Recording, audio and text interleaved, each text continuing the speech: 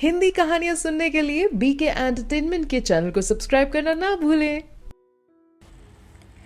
इस कहानी की लेखिका हैं सीमा भाटिया जी। आज जैसे ही अपनी चाय और बीहू के चॉकलेट शेक को ट्रे में लेकर लॉन में आया, सामने गेट से कमलाबाई आती दिखाई दी। अपनी 5 वर्षीय बेटी का हाथ पकड़े आते ही उसको चुपचाप बैठे रहने और शरारत न करने की हिदायत देते हुए वहीं पड़े एक स्टूल पर बिठा दिया और अंदर चली गई सफाई बर्तन करने। इतने में हमारी श्रीमती जी वीहू को लगभग घसीटते हुए आई और मेरे साथ वाली कुर्सी पर बिठाकर बोली, चुपचाप यहाँ बैठो अपने पापा के पास और ये चॉकलेट शेक ख़त्म करो अच्छे बच्चे की तरह। और फिर गुस्से से मेरी ओर मुखातिब होते हुए बोली, एक तो आपके लाड प्यार ने बिगाड़ रखा है इसे, सुबह सुबह खेल खिलौने लेकर बैठ गई, न खाना न पीना। अरे इतवार आप लोगों के लिए है, मुझे हजारों काम देखने हैं घर के। और दनदनाते हुए अंदर की ओर चली गई, पर जाते जाते एक नज़र लगभग घूरते हुए उस स्टूल पर बैठी छोटी बच्ची की ओर डालना नहीं भूली, जो सहमी हुई घर से लाए एक बिस्किट के पैकेट को कस कर हाथ में पकड़े हुए थी। रागिनी के अंदर जाते ही वीहू गौर से कुछ पल तो स्टूल पर बैठी लड़की को देखती रही, फिर इशारे से उसे अपने पास बुला लिया।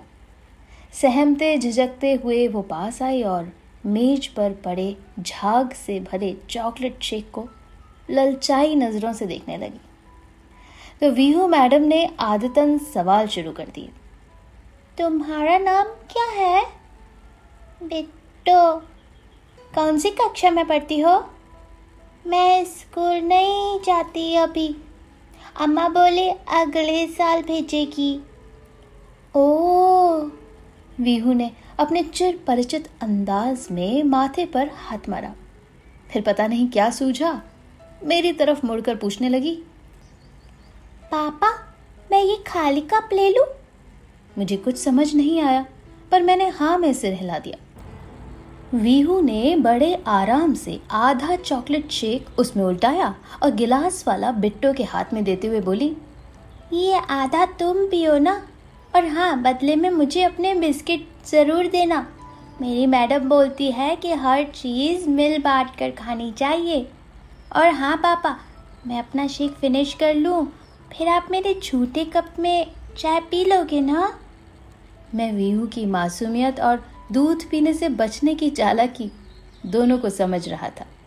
वीहू बिट्टो के मुंह पर लगी झाग को बड़े प्यार से नैपकिन के साथ पोंछ रही थी और मैं धर्म पत्नी द्वारा ऐसी परिस्थिति में पकड़े जाने पर मचने वाले प्रकोप की कल्पना कर मुस्कुरा रहा था।